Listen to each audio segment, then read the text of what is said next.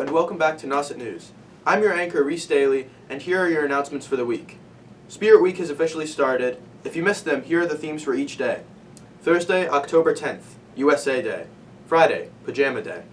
Spirit Week resumes next Tuesday due to the 14th being a day off, with Color Wars on Tuesday. Seniors wear pink, juniors wear blue, sophomores wear red, and freshmen wear green. On Wednesday, we have Decades Day. Dress up as someone from the 90s, 80s, 70s, or whatever decade you want. On Thursday, we have Dynamic Duos Day. And the last day of Spirit Week, Friday, October 18th, we have Nauset Colors Day. Wear classic black and gold. Other announcements. The homecoming dance is Saturday, October 19th. At the door, tickets will be $25, but you can buy them at the Powerpuff game for only $15. They will also be sold at lunches for only $20. The theme for the homecoming this year is La La Land. Check out the Nauset site for more info.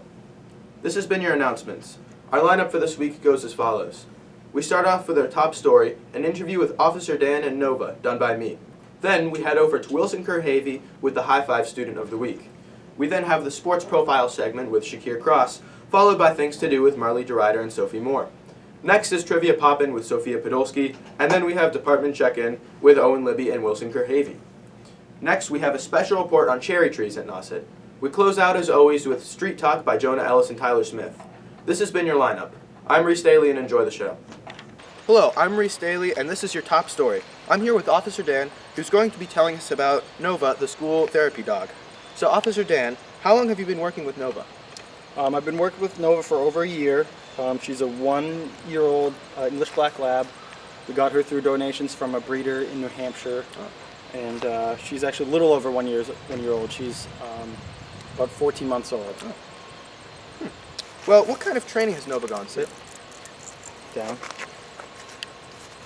Girl. She's gone through comfort and therapy training, and one of the things we're looking at having her trained in the future for is friendly finds, so helping to find missing people. Oh. So that's something we're also looking to get her trained for. That's very interesting. Yeah. So what does a typical day look like for Nova? Typical day for Nova, we get to the station, she eats her breakfast, we get her vest on, all her gear. That way she knows she's working. We do a quick walk around the station sometimes, then we come here and we walk around and greet the students as they're coming into school. All right. Well, I have one last question for you. What are people's reactions when they see you walking with Nova throughout the school? It's been super positive.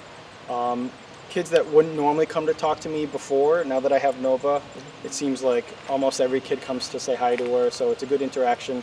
It's a good way for me to make positive connections with the students in our community, so it's worked out really well so far. Well, thank you very much, Officer Dan. This has been your top story. Thank you. Thank you so much. I'm Sophia Podolsky with this week's Trivia Pop-In. 1. Where did the pom-pom hat originate? 2. How do you tell the difference between an African elephant and an Asian elephant? Hi, I'm Wilson Kerr-Havey, and I'm here with Maddie Mahoney, High Five Student of the Week. So, Maddie, being a senior, how do you feel? I think it's definitely a little bittersweet. It's weird to finally be a senior after being a freshman, looking at the seniors, being like, oh my gosh, they're so old. It's weird to be here now. I'd say it feels pretty surreal, but yeah, I'm excited to be here, and I'm excited for the rest of the senior year. Are you excited for college? I'm a little scared for college. Luckily, I do have a little more time, but it's definitely coming up, and I'm excited for it. It's like a new stage of life, so I'm excited for that. And being on the cross-country team, how has that been going? I absolutely love the team. We have the best people, the best coach. I think the fact that we practice co-ed really makes it a lot more special. I think I have great relationships with so many people, and the relationships that will last a lifetime, hopefully. And I've just made such good friends, and it's made my experience here at Nauset so positive. And do you think you're going to continue cross-country in college? Yeah, that's definitely my hope. I've been talking with a few coaches about recruiting, and that's my main goal, to be recruited. So yeah, hopefully, we'll find out soon. Yeah, and do you have like any other comments for people maybe who look to join cross country? Yeah, I think I would definitely try it. I think cross country is one of those sports where it's not easy. Our coach Moira always says to try and do it for at least 2 weeks, and if you can stick it out for 2 weeks, then you can generally make it through the season. I think the first part of the season is always the hardest part because you're not used to it, your body's not used to it, but I think just trying it out, and it's honestly such a great way to stay in shape or to get you in shape for another sport, and I think you'll make great friendships there, and I would recommend it to anyone who's thinking about it. Well, thank you for being High Five Student of the Week, and thanks for the interview. Yeah, thank you guys. This has been High Five Student of the Week. I'm Wilson Karavy. Have a good day. High five. Hello, I'm Owen Libby, here with today's department check-in. I'm with Mr. Anthony of the music department. The music department's in the new buildings this year. How's that? It's fantastic. We were a part of phase one, so we get to experience our new spaces, which is awesome. We have 2 new large music rooms. The auditorium isn't done yet, but we're hoping to have it done late October, maybe early November. And then we're actually doing an alumni kickoff concert on Thursday, December 19th. And we're trying to get alumni all the way as far back as 1972 when the original school first opened. Yeah. What else is going on in the music department? Anything else interesting? We're playing at the next 3 football games this week. So we have this week against Nantucket, next week I believe is against Falmouth, and then our homecoming game on the 18th. So the band is playing at that. The chorus will be singing at the homecoming game as well, the national anthem, and we'll also have 5th through 8th graders joining us in the stands for that. So that'll be a fun activity. All right. Is there anything else you'd like to say about the music department? We're always accepting new students in ensembles, especially in the second half of the year once midterms happen, and we have the ability to welcome first-time beginners as well as people coming back to their instruments. So we're always looking for more people to come and join. All right. Thank you. Thank you. Hello everybody, my name is Shakir Cross and this is Sports Profile. I'm here with Carly Band to ask her some questions about her volleyball season. Carly, how's your volleyball season going? Our volleyball season's going pretty great. We have some great players and a great team chemistry, and we're really great on the court. What are some advice you have for players who are trying to join volleyball? I would say just continue to practice, try your best, and try to get involved in any way you can. What are your expectations for the season? I think that we're going to be winning a lot of games. We have a great team chemistry, and some powerful players that will really help us get to where we want to be. Yes. How are you planning or looking forward to your next game? We're just trying to get into the mental state, trying to be prepared, working as a team to be the best we can on communication and everything. Nice. My name is Shakir Cross and this is Sport Profile. Hi, I'm Riley Drider here with Sophie Moore, and this is Things to Do. Firstly, activities. Pumpkin People in the Park is a fun way to express art in a festive way and can be found in the Kate Gold Park and the bandstand on Main Street in Chatham. Local businesses and other organizations, or just anyone who wants to, can create pumpkin people. People made to look like pilgrims and other festive characters with pumpkin heads. They are on display from October 12th to the 31st. Come and see this interesting display. Another exciting thing coming up is Crumble Cookie, finally coming to the Cape. Crumble is a company that sells freshly baked cookies with very interesting and fun flavors. They produce 6 new cookie flavors every week, which you can buy as a package. This company was founded in 2017, but has been skyrocketing in popularity in the last few years on social media. A Crumble will open up in the Cape Cod Mall in Hyannis on December 1st of this year, so mark your calendars. Now on to movies. First, I'll be talking about Will and Harper. This is a Netflix documentary featuring Will Ferrell and Harper Seal.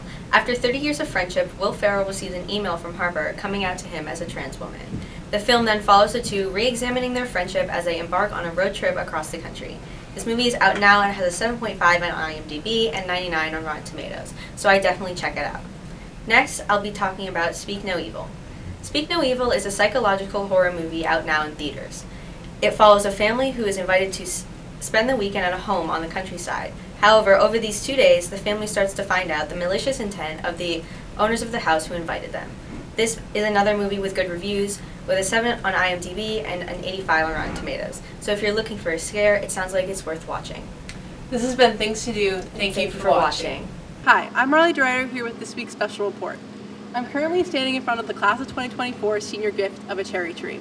Before the building project, we had a cherry tree in the courtyard that would blossom every spring and was beloved by the whole school. It is customary of a senior class to grant a gift to the school, and this one was very thoughtful. Thank you to Bob Carpuso for planting it, and thank you to the Class of 2024.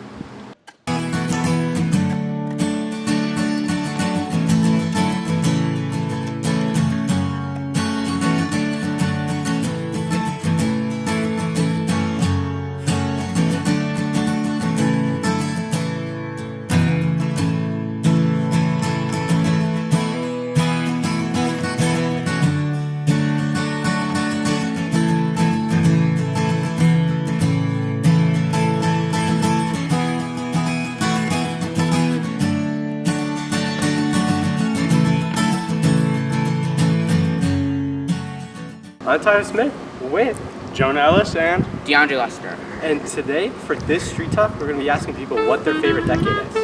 Let's go check it out. I'm with Mr. Ewan. Mr. Ewan, what's your favorite decade? I would definitely have to say the 80s. And why is that? Because that was when I was born. Okay, thank you. I'm here with Billy. What is your favorite decade? My favorite decade is the 80s. What do you like so much about the 80s? I think the music is really good. Okay, cool. Yeah. Thank you very much, Billy. Sure. I'm here with Miss McGrath. What is your favorite decade? I love the 80s. What do you like so much about the 80s? Well, during the 80s, I was in high school, not to age myself or anything, but it was just a really fun time. A lot of people dressed with like neon colors. It was just really fun at that time. And some of the music and the movies that were pop culture were really interesting. Okay. Sounds like the 80s were great. Thank you very much, really Mr. McGrath. Thanks, Tyler. Oh, my name is DeAndre, and this is. I'm Mr. Gunn. What is your favorite decade? Well, it's a hard choice, but I think I'm going to have to go for the 90s because it's the decade when I was in high school. So I feel like it's got the best music. And it's before cell phones, so people were a little more, it was easier to socialize and talk to people, and people were a little less distracted. Yeah, thank you. You're welcome. Thank you. Kevin, what's your favorite decade? The 2010s. Why is that? Because I lived in it. Okay, thank you. Sick. Hi, I'm with Mrs. Quigley, and what is your favorite decade? I would have to say the 70s because of the music. And I went to some really great concerts. All right. And that's all I'm going to say about it. All right, thank you. Okay. Miss Megan, what's your favorite decade? By far the 80s, because we wore this awesome makeup and we did our hair way out to here. It was really cool. Okay, thank you. You're welcome. I'm here with Natalia. Natalia, what's your favorite decade? My favorite decade is the 2000s. Yeah, why is that? I just like the fashion. Okay, thank you. I'm here with Colette. What is your favorite decade? I like the 90s. Why do you like the 90s? Because I think they have the best music. Okay, thank you very much. I'm here with Mrs. Mullen. What is your favorite decade? I would have to say the 1980s. The music, the fashion, the freedom that we had was amazing. Is there a favorite artist you had in the 80s? Joan Jett. Okay. Well, thank you very much. Thank you. I'm here with Dr. Roberts. What is your favorite decade? I think the 70s were spectacular. Why do you like the 70s? The great music. Although I would say the economy wasn't that great at that point, but there was in the 80s. Do you have a favorite artist from the 70s? I like the Allman Brothers. I like Van Morrison. There's a lot that I like. Okay, thank you very much. You're welcome. Oh, I hear Saffron. What is your favorite decade? Probably like the 2010s. Tell us why that's your favorite, please. I like Tumblr. I thought that was pretty fun. Yeah, thank you. That was your Street Talk for the week. If I were to answer the question, my favorite decade would have to be 1450. What about you, Ben? I would say the 2010s. How about you, Dion? 2010s too. I'm Sophie Podolsky, back with the answers to this week's Trivia Pop-In.